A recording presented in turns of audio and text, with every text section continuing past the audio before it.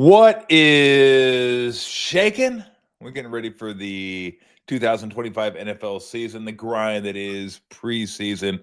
Most of us can just turn on the TV, keep it in the background, not pay much attention. But Cam Inman of the Bay Area News Group and author of Franchise actually has to kind of pay attention a little bit to what the hell is going on during preseason. Cam, what's going on?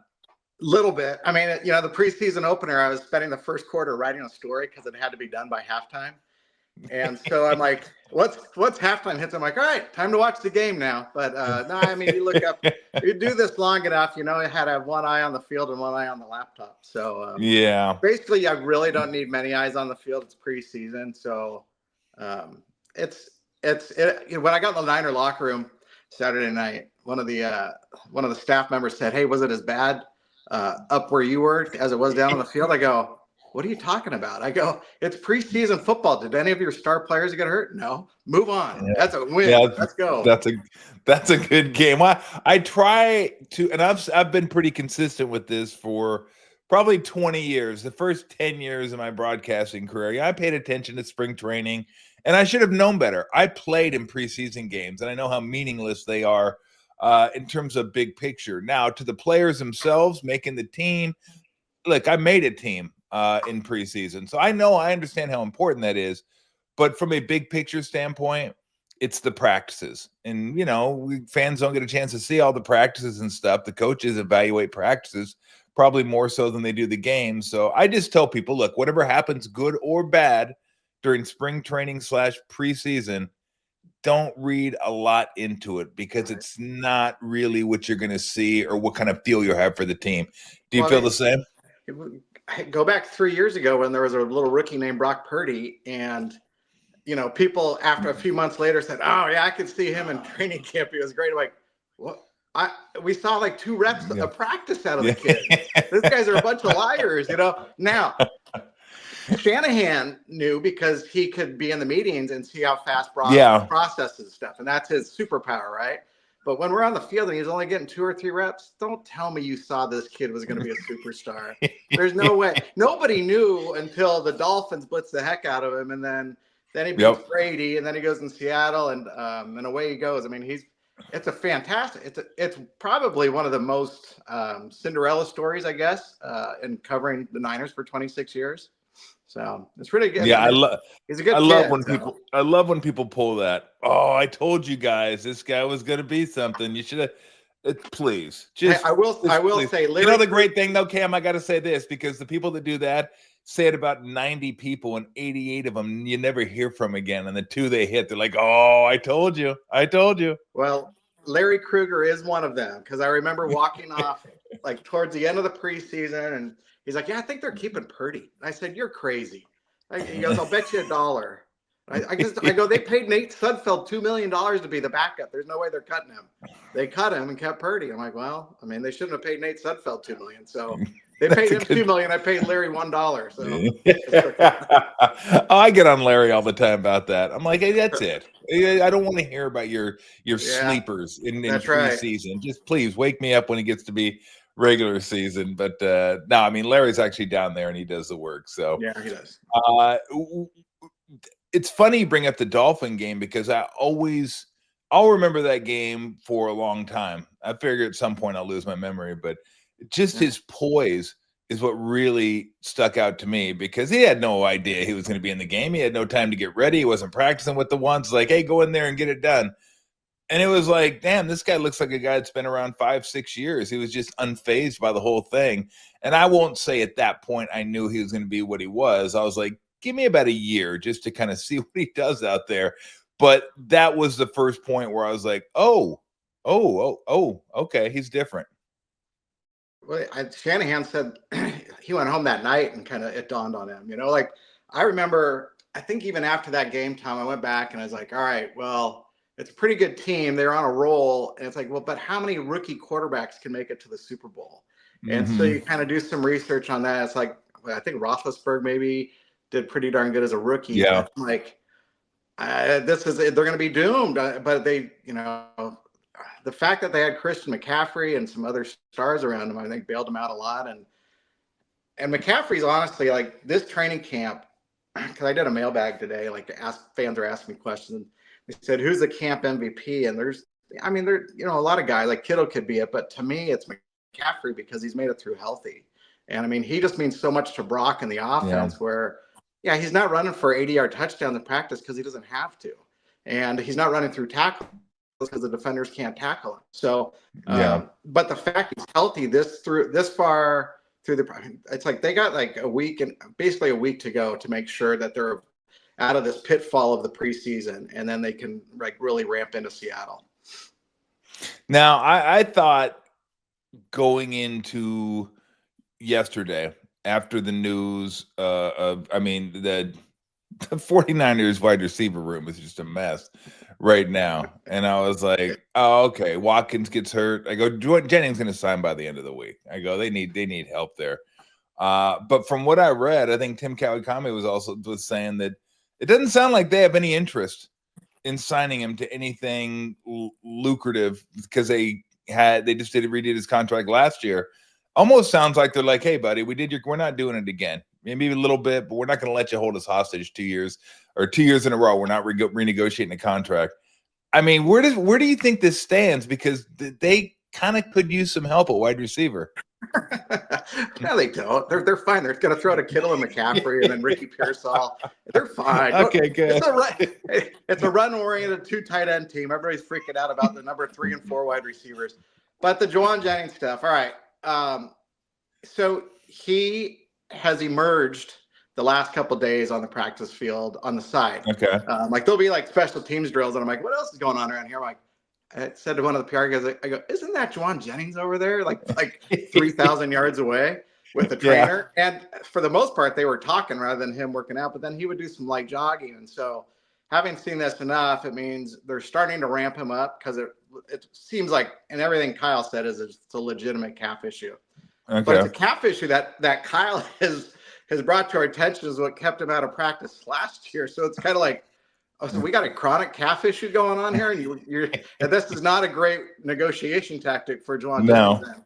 So I don't think it is. I think he's hurt, but it's also at the same time, why are you going to strain yourself? It's early August.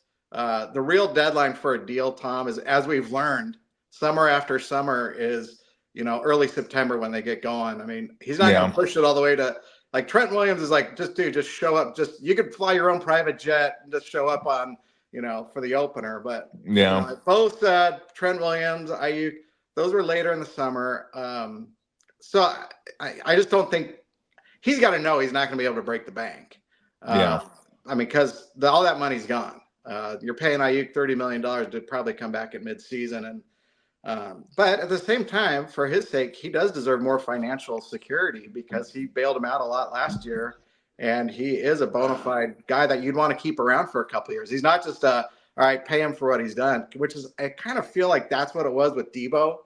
Because, I mean, they paid Debo, in 2022, and it was not the same Debo. And then it seemed like all last season they had to force the ball to him to justify him being on the team. It's like, okay, he's in the backfield, the ball's going to go to Debo again, or Debo's complaining he wants the ball thrown to him, then he drops it. So that would run its course. I don't think Jennings has. I think he's still an ascending player.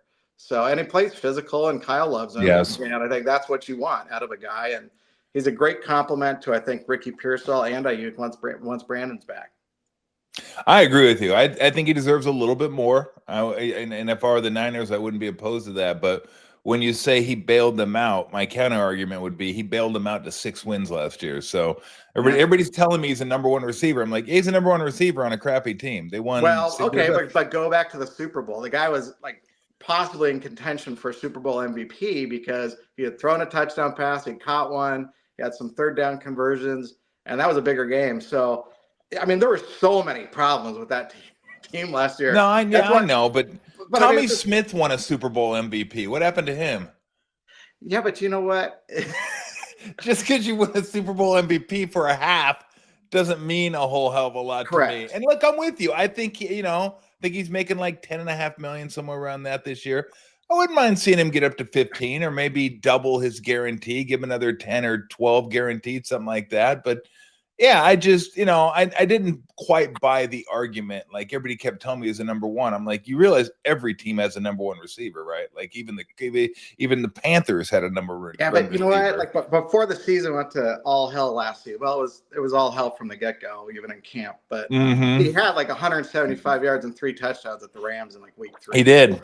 He So did. I mean, he can go big if if needed. But that's my thing is he doesn't need to. They need to have McCaffrey go big, Kittle go big, and Yeah. Brock just know who's going to be open. And then that's more of a secondary concern. And I think that's what it is. I don't think they're obviously there's not the angst that there was last year with Brandon Ayuk, and it's a whole different ballgame, which is good because it's the vibe is very different from last year. Where last year you had the Super Bowl hangover, you had contract holdouts, you had wild personal tragedies off the field all season long.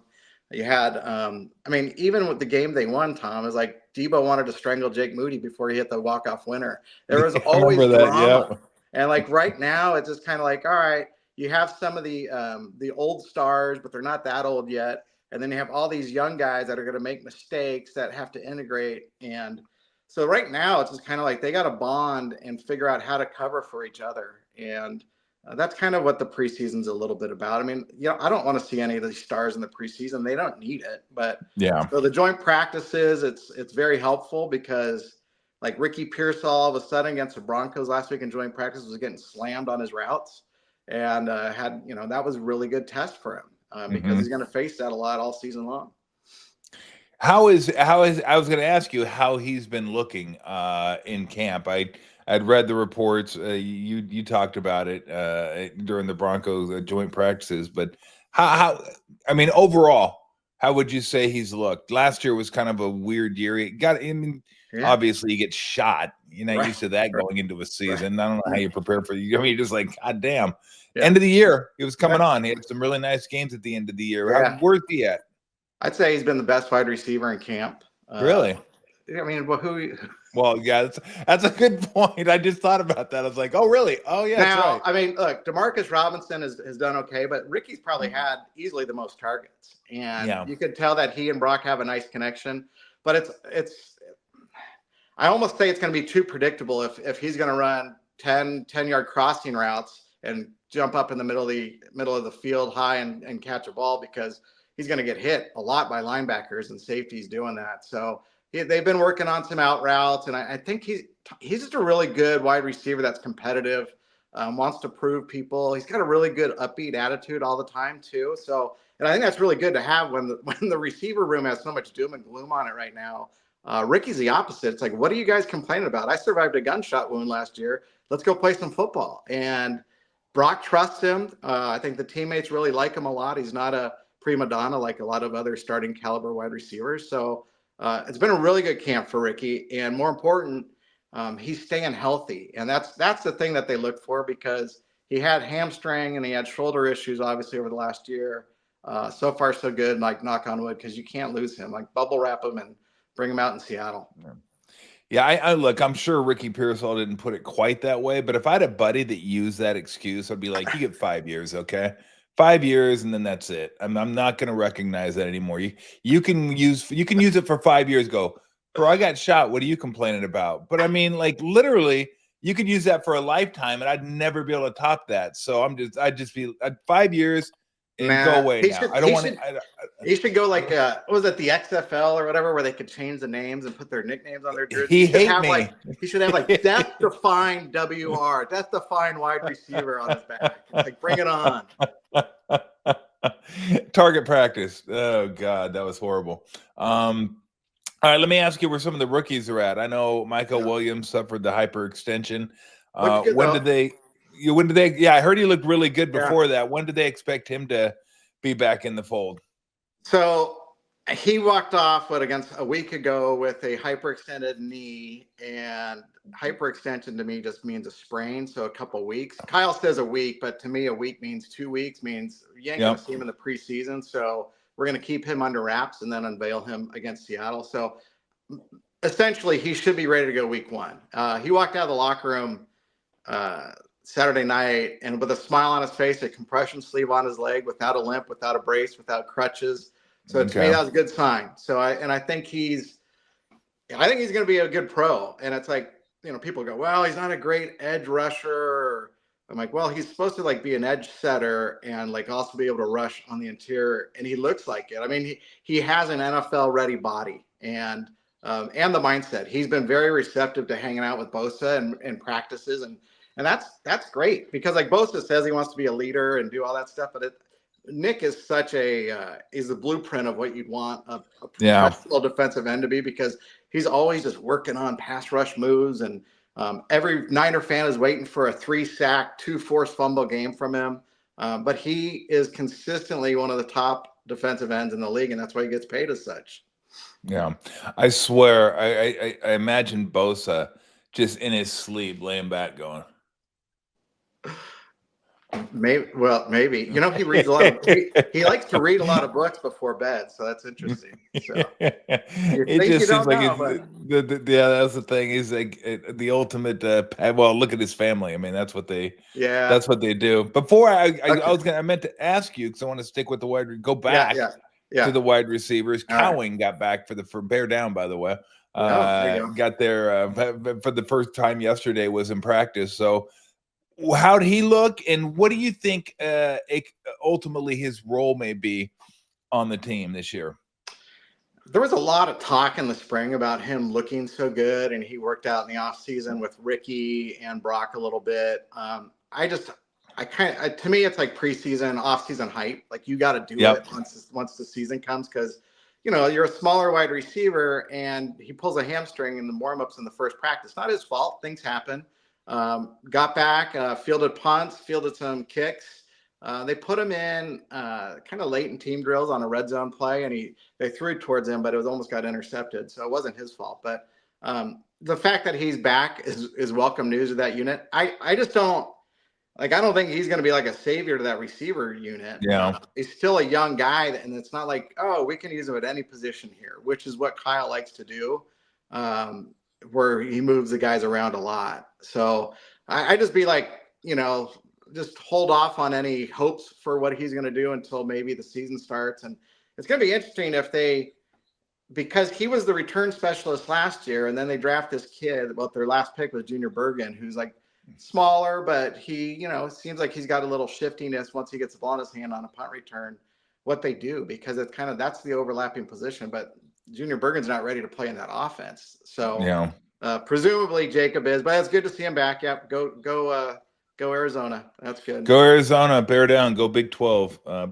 I didn't love Jacob Cowing as a punt returner last year. I gotta be honest. I love Jacob Cowing. It's been 14 years since they've had a punt return for a touchdown. Go back to Ted Ginn in the 2011 opener. That's a long time. That is a long.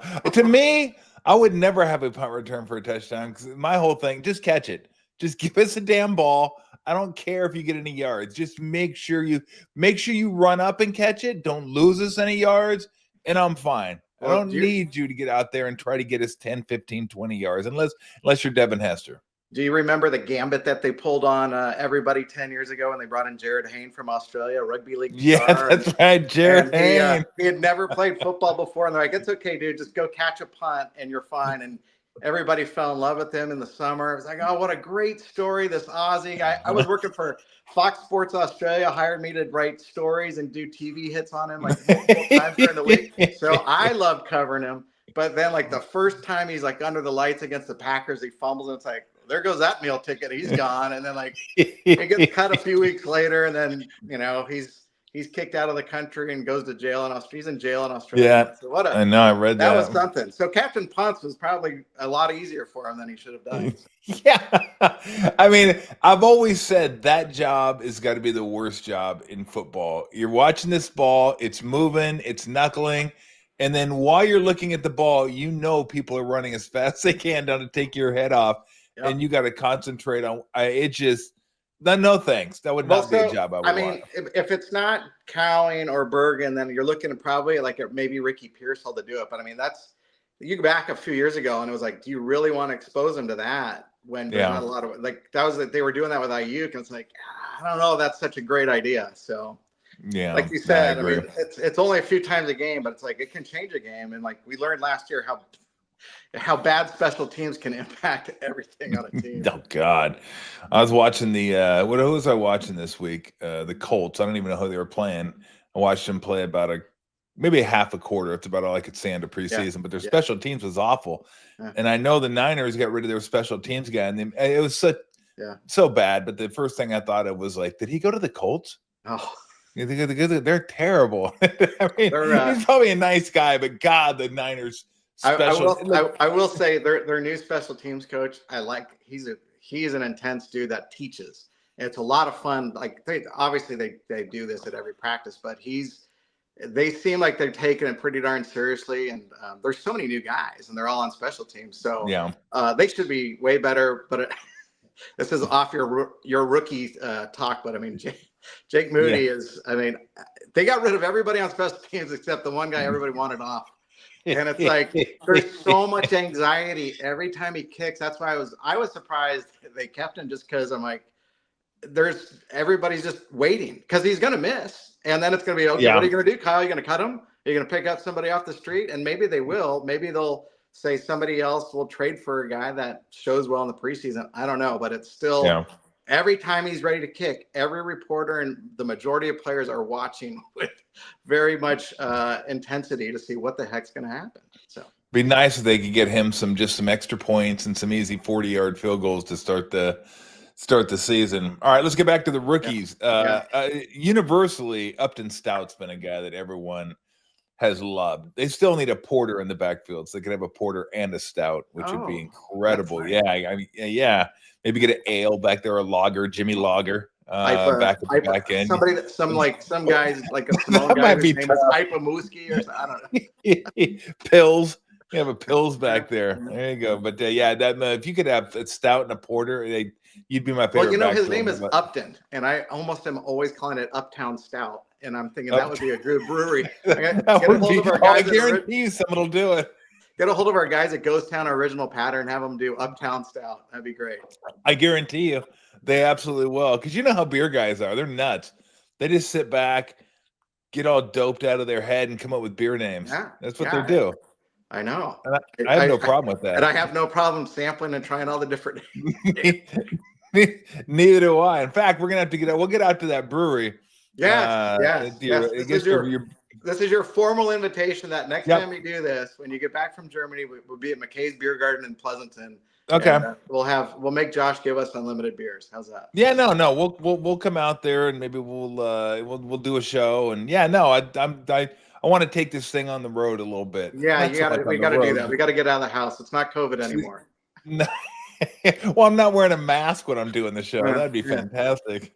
Well, tell me a little bit about Stout. It sounds like he's going to be the de facto nickelback. He's going to be starting week 1. I mean, you knew this kid was going to have swagger on that draft day phone call when he's yelling at everybody in the draft room. Let's do it. Let's do it. I'm like, what a great, organic motto for this team to turn it around is you have just excitement, enthusiasm. And then you see him on the practice field and you go, this dude's smaller, but he goes after it. He plays big. He's got some good leaps and he's ready to play it. So, I mean, and that's fine, but nickelback, you got to be able to stick your nose in against the run, be able to blitz. And I think they like what they have at him. Chase Lucas is basically the backup nickelback now. And he had a really good game Saturday, but I think so. Stout's been out. What was that? Ryman for a couple of games because of a calf tightness. And I think that's fine. It'll be interesting to see if they let him go against the Raiders. But I suspect they won't, because if the guy hasn't practiced for 2 practices in a row, I don't think you want to just throw him out there in a joint practice. So I would imagine he's down until next week.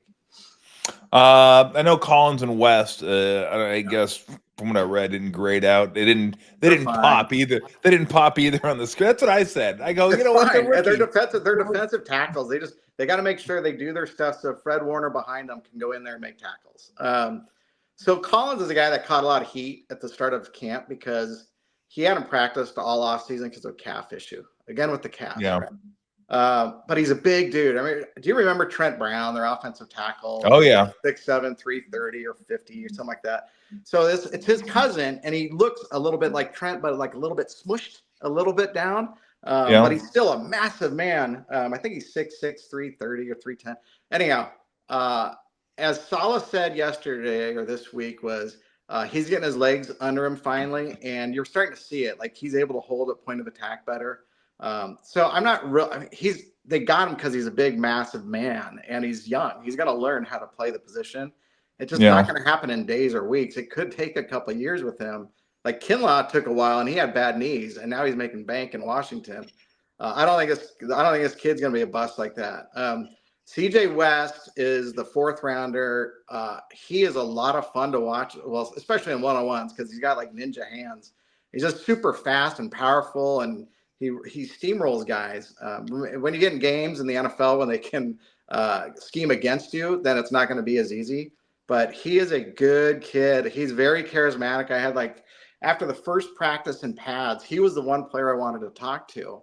And so I pulled him aside, and he's from Chicago, so he's Chicago tough, and he's just very charismatic. And we had a good conversation. I go, "Hey, what did you major in?" He goes, "Communications." I go, "Yeah, you could tell. The kid gets it, but he knows how to play football." So that's why a lot of the media will watch him, and then also he can talk well. So a lot of people are falling in love with the kid, but he's got to do it on the field. And then the other defensive tackle that's a rookie that's really come on is Sebastian Valdez, undrafted kid out of Washington, number 55, known as Hulk.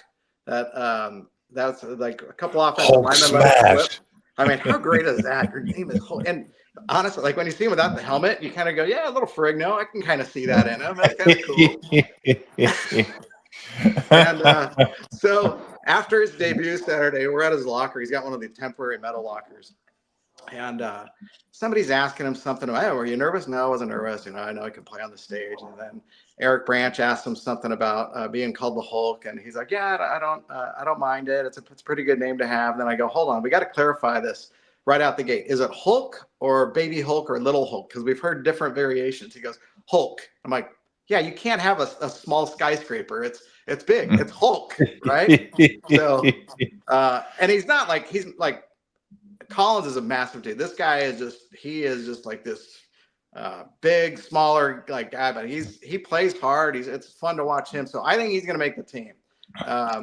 Also because a couple of their veteran guys are hurt. Kevin Givens tore his pec, so that opens up a spot. Yeah. And then Jordan Elliott's been out for about a week with back issues, and I reported to camp with my own back muscle issues, so I can't see him returning for months. Look at younger, I don't know. You're even traveling. You're going to the game still. I mean, you're talking about playing injured. Well done. Absolutely. I avoided PUP. They said, "No, let's skate him through, get him some therapy." Absolutely. Yeah, because then you wouldn't be able to ride again until what, late October or early October? That's why I had to drink.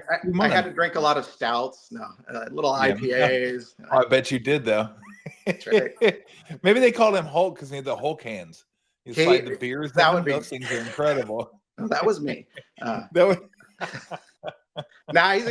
a really nice kid. So and he doesn't feel like he's entitled to anything. So he knows as an undrafted rookie coming in, you have to be ready to do everything you can every day, and he's doing it. So that's cool to see. So that's been one of the fun rookies to watch. The other rookie that we can get to is Marcus Siegel, the safety that started Saturday night. We're like, he's starting. And before the game, Mayoko and I were down on the field, and one of the TV producer came up to us and said, "Who's the one rookie you guys are going to watch?" And I forgot who Matt said, but it made sense. And then mine was, you know what? I want to say Corey Kiner because he's probably going to lead the league in rushing because that's what the Niners do in the preseason. I go, but I want to watch how Marcus Siegel plays at safety because he's fast and he hasn't gotten a lot of opportunities. And the guy was just like a lightning bolt, just coming in there and hitting guys. And right now that position is wide open for him. And so yesterday I did a story on him, and just because Jair Brown was struggling against Kittle, Jason Pinnock is a veteran they brought in. So you figured it'd be Pinnock and Brown, but I'm like, now all of a sudden Siegel's in contention for that job. And if you're going to have a young defense, I could see them saying, all right, let's see what he can do, because Mustafa may not be back midseason. Who knows when he'll be back, because they like him a lot. But they've gone through a lot of safeties under John Lynch in 8 years. I think it was 18 safeties have started. They Jimmy Ward and Tart were the mainstays, and then Hufanga and Gibson for a couple of years. But last year was kind of a revolving door that didn't play well. And so I could see them just going, look, we're going young all throughout the defense, so let's let the Siegel kid play.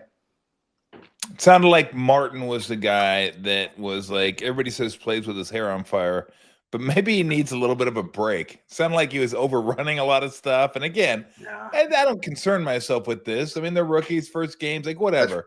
But what did right. you see? Saw the same thing. I mean, there were Yeah. missed tackles. He had speed. He got in position to make the play. He just didn't make it. And then there was a crossing Yeah. route that he missed that pissed Shanahan off too. And Shanahan doesn't watch that much defense, so if he's pointing that out after the game, he's seeing it. Right? Yeah. I think we kind of saw this coming because he hasn't gotten first team reps through 3 weeks of camp. That's been all D Winters. Now, meaning a lot of linebackers, they come in, and Johnny Holland was telling me this was, the first year you got to learn the system. And for the most part, you're not going to be an instant guy unless you're a Hall of Famer like Patrick Willis, right? Yeah. And so D Winters is, I think, in his third year, and he's still trying to figure it out. And so I'm also not like totally sold that D Winters is going to be the starting weak side linebacker, even though he's had a good camp, he's getting opportunities. Niners had him starting the preseason opener. Tatum Bethune is a 7th-round pick last year that played middle linebacker in place of Fred Saturday night. Mm-hmm. That dude's like come on really good in the last year. And I'm just kind of curious if they want their best 2 linebackers on the field better than D Winters. And so I'd be really curious to see how that unfolds this preseason. While everybody's waiting for Nick Martin to come in and take a job, it's like, hold on, they got to figure out what they're doing next to Fred first and foremost. And Nick Martin will come along at some point, and then you have to have like your strong side linebackers, the guy that's got to go against a tight end and have some size to him. And Bethune and Winters don't really do that. And so that's why you have Luke Gifford, who's done pretty darn good through camp, and a new guy. And Curtis Robinson, Stanford guy that was coming off an ACL. He's trying to get in the mix now too. All right. Biggest concern offensively, biggest concern defensively heading into this year.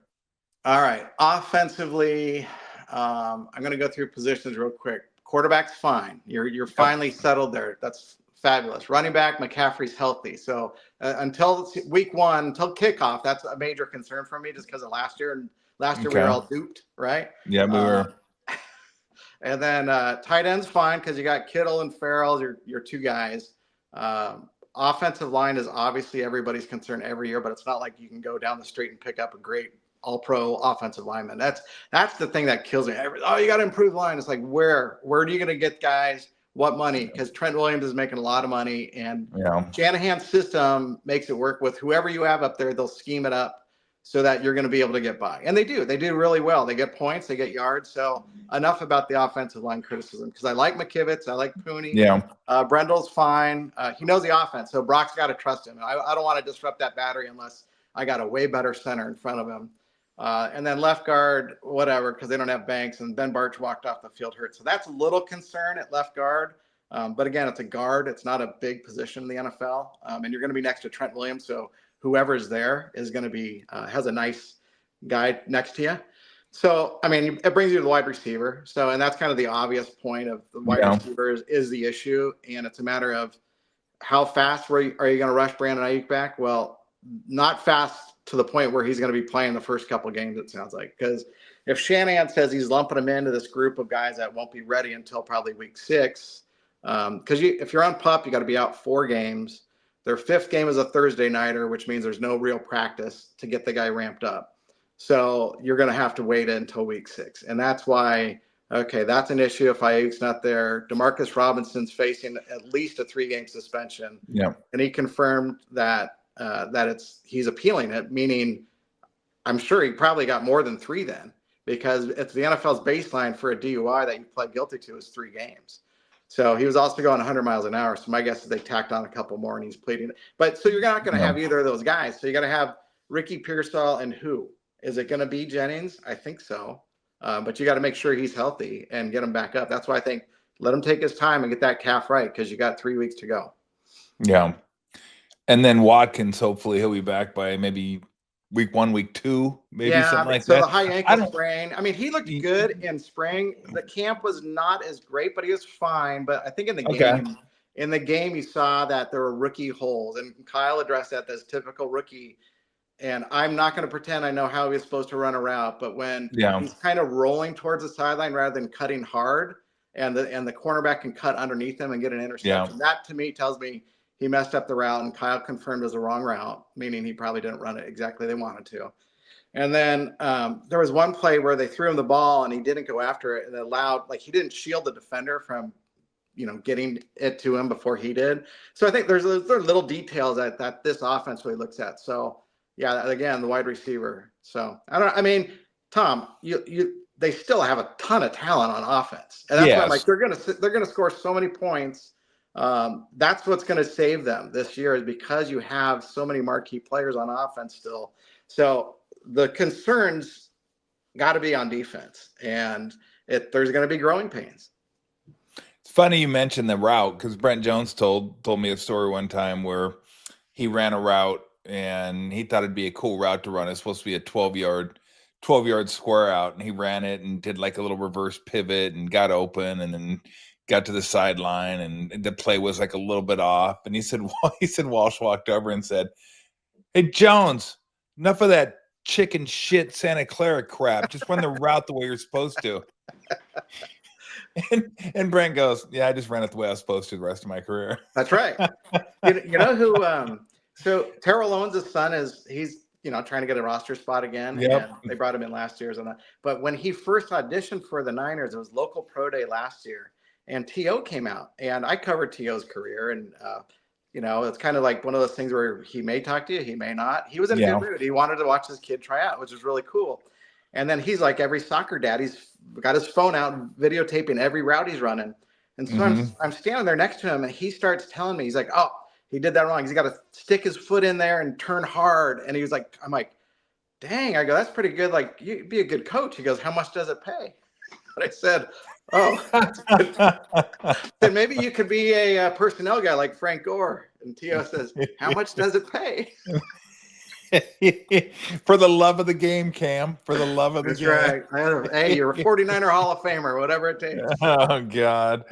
All right, so defensively, I just want to see them stop the run this year. They've been brutal trying to stop the run the last couple of years. Well, if you have the best linebacker in the league, aren't you supposed to do that?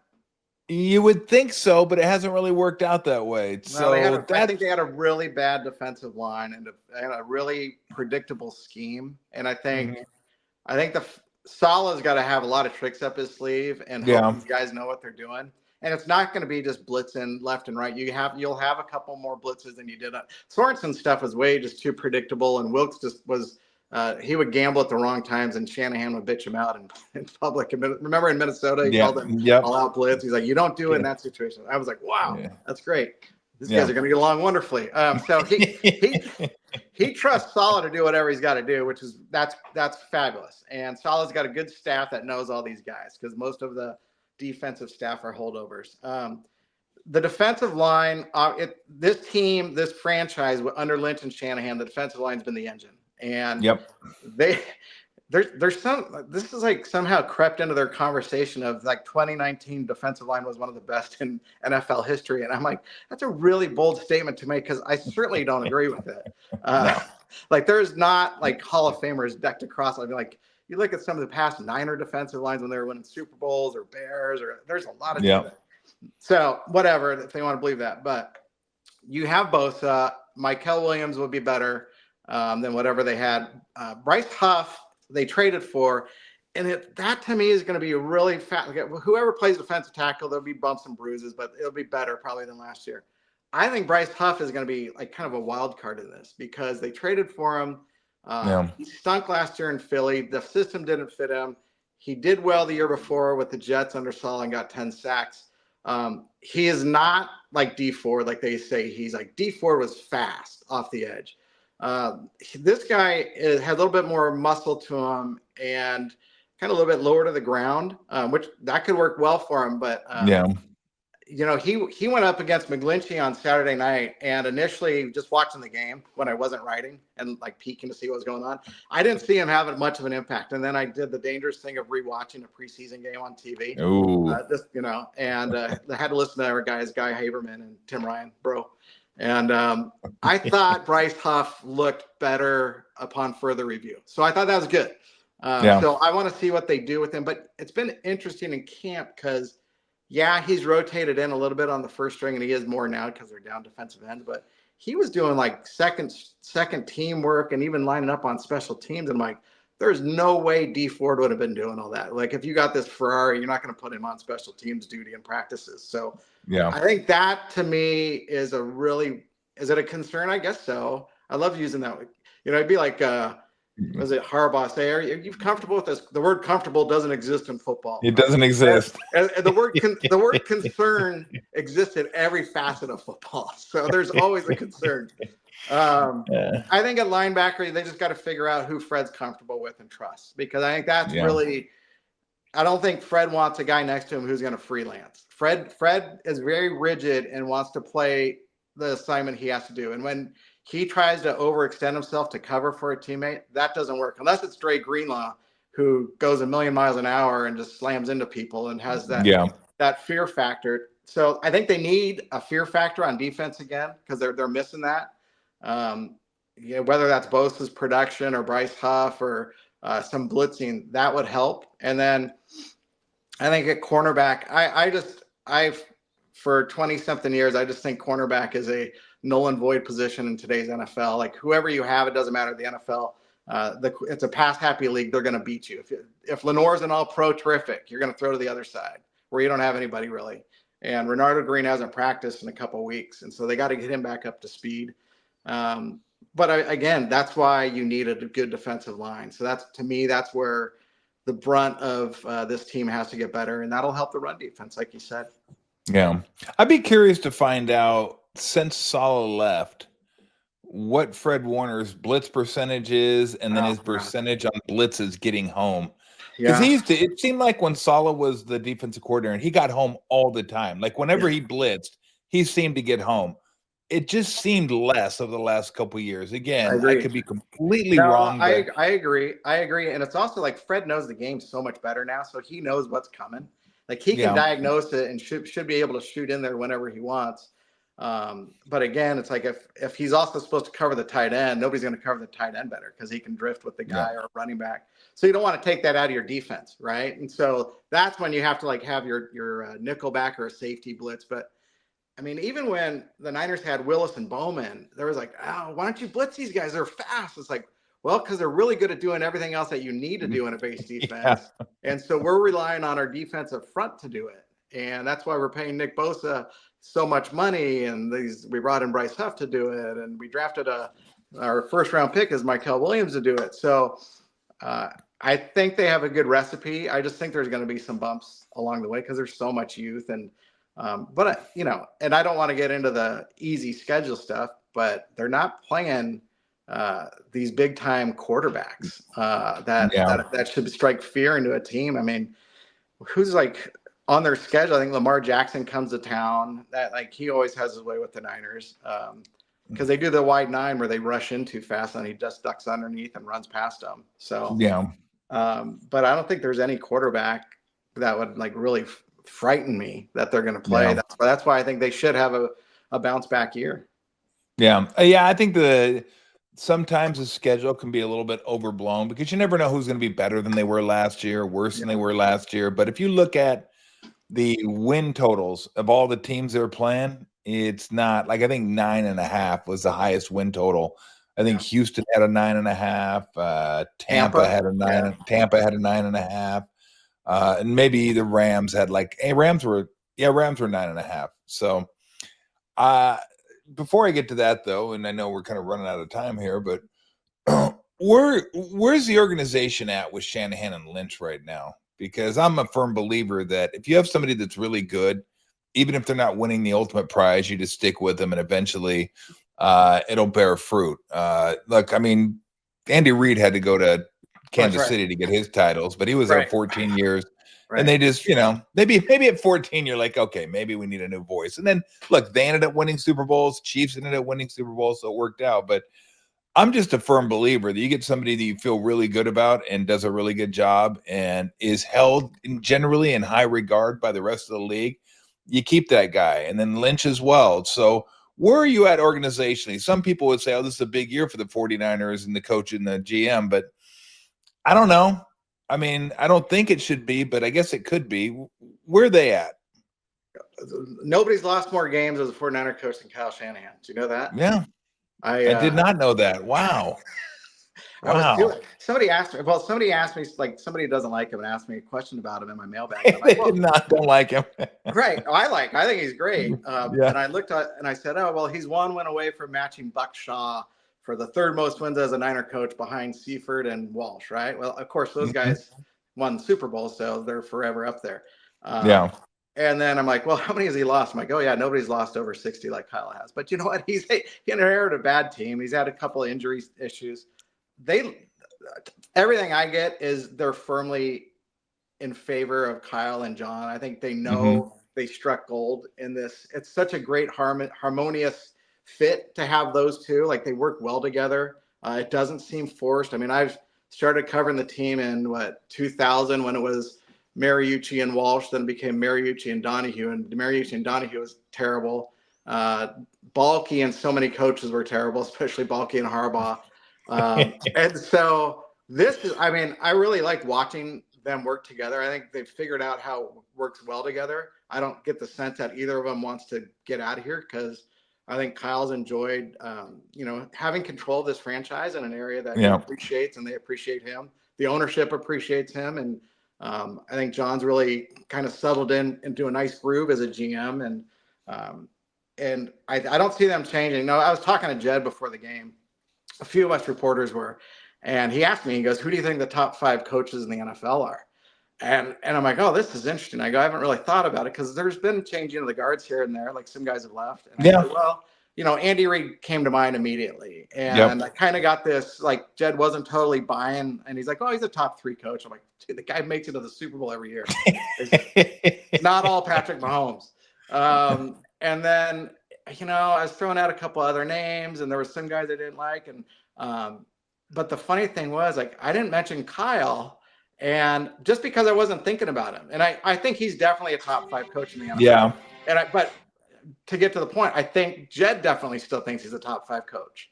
Because I like Jed like threw his name there. I'm like, oh, of course. Like, I just like that, to me, was kind of, it was already a given. I don't think Sean Payton is. And I think because he was present and has a lot of, I'm not sure about him. I think McVay could be still, but I don't know how much runway he's got left in his career. I don't know what he wants to do long term. John Harbaugh, Jed threw his name out, and I put, maybe because I threw Jim Harbaugh's name out first. I go, am I allowed to say that? And he goes, you're allowed to say Jim. I go, I know I'm allowed to say it. I go, I don't know if I would keep, I don't think I would put him as a top 5, but I go, he was the most intriguing, fascinating coach I ever covered. And he made us all better reporters, because you couldn't ask lazy questions, and you weren't going to get any answers about injuries or scheme. But every 3 days he talked was gold. It'd be like, holy crap, what did he just say? So Kyle's pretty darn transparent, and Kyle's pretty darn good at sharing stuff. And I really enjoyed it. And I also like from a media perspective, he doesn't play favorites. He doesn't tell guys like stuff off to the side or try to kiss people's butts. He is who he is. And it's like, I think that's great. I think it's a great way to handle it. It's very professional, and he's not the little arrogant brat that everybody thought the Niners were getting. I think he's just a super coach, but he's got to shake the not necessarily get the Super Bowl. Obviously he does, but they got to figure out a way to cure the fourth quarterness. They can't blow fourth quarter leads, and it's just they have to, like, I would love this training camp if all they did was run like the 2-minute drill or fourth quarter stuff. So you're like, all right, they're working on it. And when they played the Broncos or did the Broncos, I said, Kyle, is that the first time you've run the 2-minute drill in camp? He goes, well, we usually do it after you guys leave in the walkthrough. He's like, that's the first time we did it in a live practice, because when you're doing it, it's a little bit more hard hitting, and there's more, you're more prone to injuries. And I thought, well, that's interesting. I mean, because I think they really do need that kind of work, because they can't choke away these fourth quarter leads, especially with a young defense. Yeah, I would say, like, when you said top 5, I mean, I don't know if I put him top 5, but I put him right up there. Yeah, me too. Andy Reid, both Harbaughs, McVay, definitely comes to mind. Even though his team hasn't won, I do like Stefanski a lot. How about LaFleur? LaFleur I'd put in that mix. I'm not sure.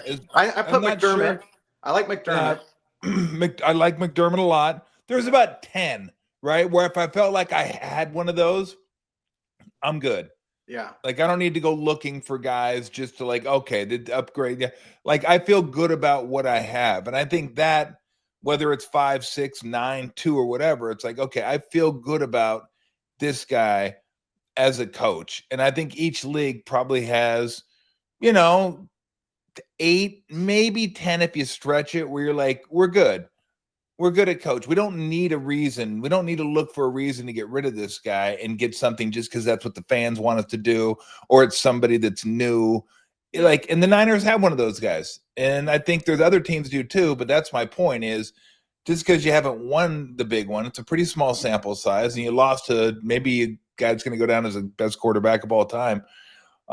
So, it sucks, and you blew the leads, and it was brutal, and if they, would have covered Tyreek Hill in the first Super Bowl, that'd have been great. I blame it more on them celebrating an interception. After Tolbert Moore intercepted, they did the team photo. It all went downhill from there. Yeah, that was rough. That was rough. Well, you know what? Yeah, I mean, so Mike McDaniel was like on that staff, right? And like he and Kyle worked so well together for so long, and I think Mike's a tremendous coach, and he's just a quirky personality that works with a lot of players. He wins over players like that.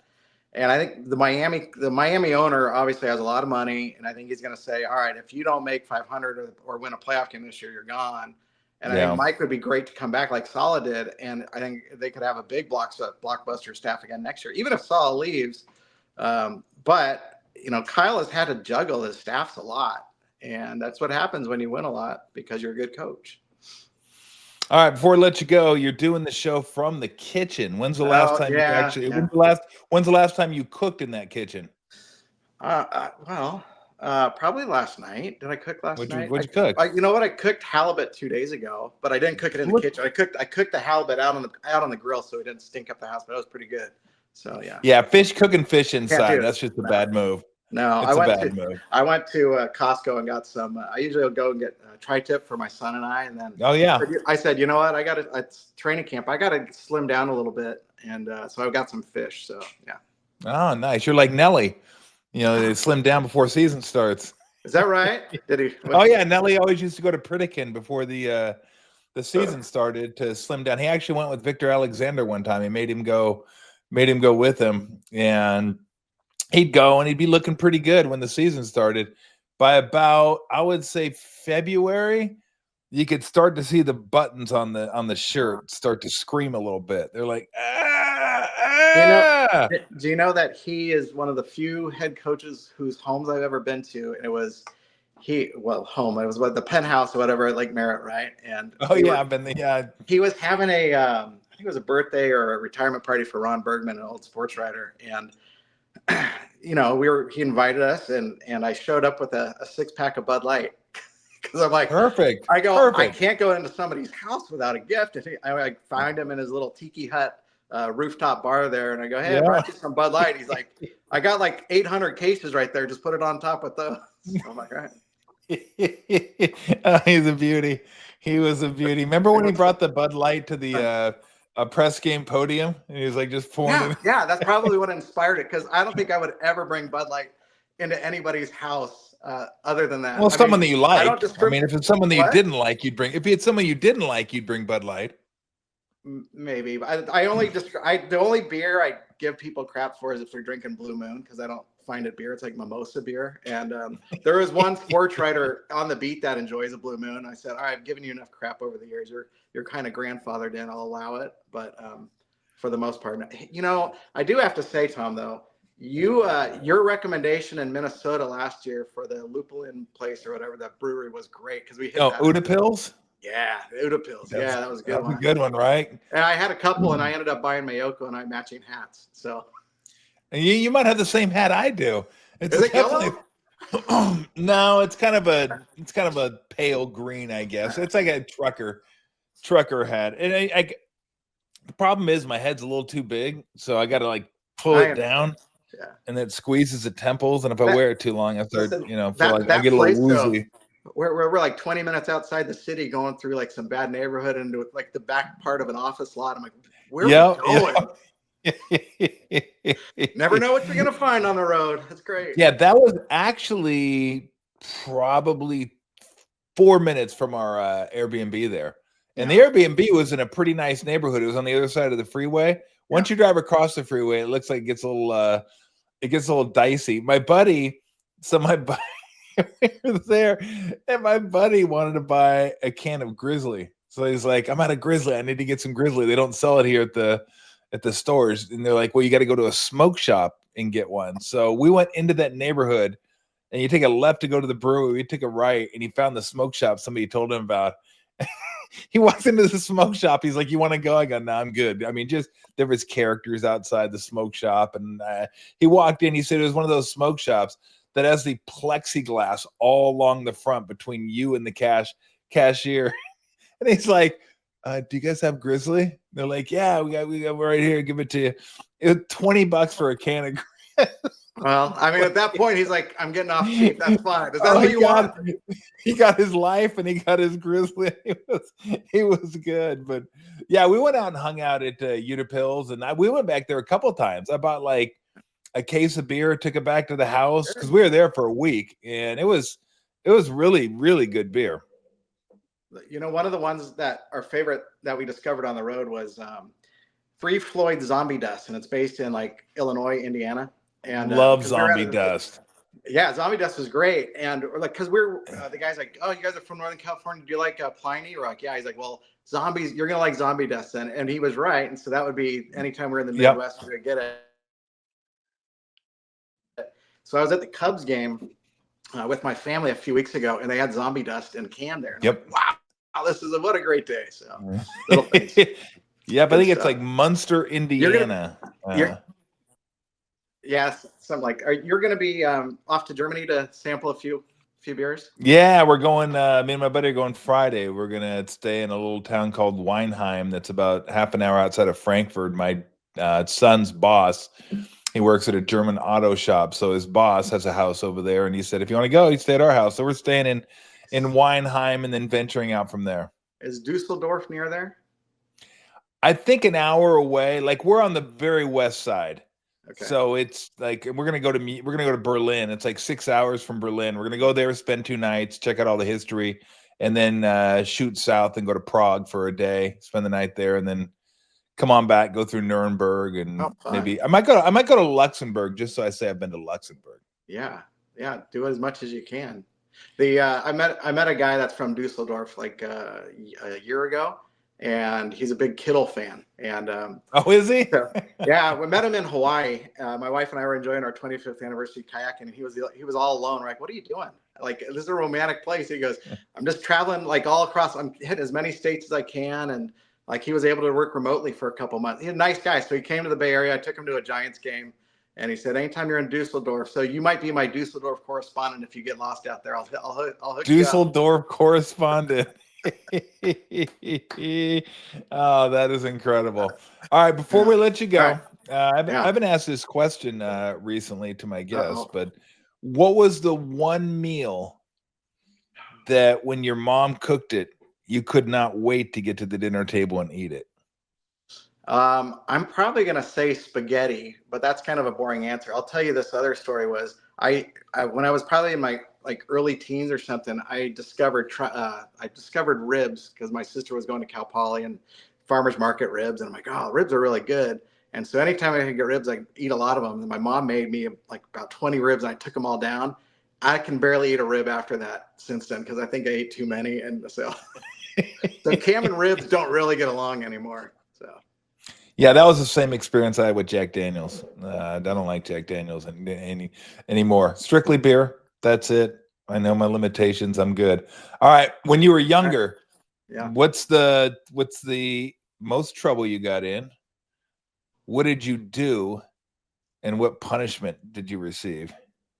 No, you got the wrong guy. I did not get in trouble. Damn it. I get surrounded. Like all my friends that I do the show with, nobody has anything. No, I got plenty of stuff. All right. Nobody has anything. There was probably, might be a sports trouble thing then. I was in elementary school, Regnard Elementary in Cupertino, And on the side of the school, they had this this grass field, and like every 10 yards there was a tree. So it was the perfect place to play football, right? Because it's every 10 yards you first down. Yep. Well, we had soccer practice one day, and the coach and everybody would get picked up in the front of the school.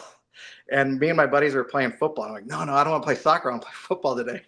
And so we hid, and the coach like saw us. And so the next time we went to soccer practice, he's like, I saw you guys playing football. So today at soccer practice, all you're going to be doing is running laps. So all we did was run laps that whole soccer practice, and our shoes were green by the end of it. So that's as bad as it got with me. Wow. I mean, I'm just like, I got to start hanging out with some bad boys. I mean, I'm just hanging out with seeing a bunch of people on the show that I was a good kid. I didn't get into too much Well, that's trouble. because they just want to be, they're all lying, but I'm telling you the truth. So I'm sure you are. Like, who's going to volunteer their story of like going to jail or something? I've never gotten arrested or gone to jail yet. So. Well, I mean, I'm not going to say, well, I did one time. Well, I didn't go to jail. I did get arrested though. In Utah during summer league. Never convicted. Never. We are willing to try though. Anyway. All right, give me a few of your favorite beers here locally. Some of your favorite breweries and some of your beers that you would recommend to people. My well, it seems like I switched right now. Original Pattern IPAs are those are my favorite, which I need to cut out. And it seems like they have a new, different one every time I go into the store. And then Ghost Town was strong for a long time with me. Before, like during the pandemic, we were big hen house people here in our court. We called it Vitamin H. Okay. When the neighbors and I would share our beers. And then, I think the Russian River stuff that's all just kind of grandfathered in. So that's always good. Yes. But, my favorite beer, I would say right now, which you can kind of see, they're kind of getting up here. It's based in San Luis Obispo, and it's called There Does Not Exist. Okay. And it's funky cans, but you can find them in certain places. There's a liquor store in Livermore. La Villa Deli, I think, carries some down in Willow Glen. But it seems like it's really clean beer. And they have pills. So when you get back from Germany, you'll be able to sample that. But those are my leading favorite beers right now. So nice. If you had another one from San Luis Obispo, Liquid Gravity. Yeah. In fact, so the head football coach down there, he enjoys his IPAs also. And so each of the last few years, we played on the Cal Poly bocce team in the Mariucci bocce tournament. Yeah. And so every year we recap what the favorite IPAs are. And so he recommends Liquid Gravity. I've had it, but I'm telling you, There Does Not Exist is the better one. So okay, I'll definitely check that out. Yeah, I've been staying away from IPAs as much as I can, unless they're right around 7.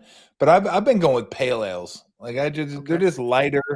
Cellar Maker does killer pale ales, and then you can get some like Wondrous over in Emeryville has a pale ale occasionally. A couple pale ales they put out. They're not as readily available, obviously, as the IPAs, but yeah, I'm usually stock the fridge with a couple IPAs, but mostly pale ales. Give me some Pilsner, some lagers. And well, I got one more that I almost forgot about because Altamont Brewery is like the one in Tri-Valley here, and they've been around for a long time. And Steve, the owner, is a good guy. He hosted one of my book events last fall, and we were wine tasting, I think, on Mother's Day weekend. And we were going through some wineries, and I said, "Hey, we got to duck in here for us so I can get a beer because I wasn't drinking wine." So that was good. It's a good little side trip. Yeah, I agree. Are you not a wine guy? Because I don't drink wine at all. My wife enjoys wine. I don't appreciate it. It's like, like museums. I avoid museums because I can look at a piece of art and I go, yeah, it's nice, but I don't really understand it. It's the same thing with wine. It's like, all right, I can drink it. So, but no, more beer, and we'll start getting into other stuff. So. Well, when I get back from Germany, we'll go out to the bar and do a show. Yes, please. Josh loves your show. So, I love people that love the show. Together, so we will definitely do that, Cam. Hey, be safe. I know you're playing injured, so I appreciate the effort. Be safe in Vegas, and we'll talk to you when I get back. All right, so be safe in Germany. Thanks, Cam. I can't. I'm not caring. How do you say goodbye in German? I don't know German goodbye is. I'm just gonna say Donka for everything. There you go. That'll work. Yeah. And see, I don't know. It's like when you're in Hawaii to say aloha for everything. Like hello, goodbye, I'm tired. I want some fish. Okay, you got a fish taco, cool. Can I get some mango salsa? Just aloha, and then do this. Mahalo. Yeah. Yeah, and you're just like it just seems to get by. So I don't know if Donka is like my one like Donka, and everybody goes, yeah, I gotcha. Yeah. So I don't know. I have no idea. Everybody speaks English over there, so we're good to go. I mean, how spoiled are we? How spoiled are we, like Americans? Like people come over here, like nobody's speaking German over here. No one's speaking French over here. It's like you better speak English if you're going to come over here and visit.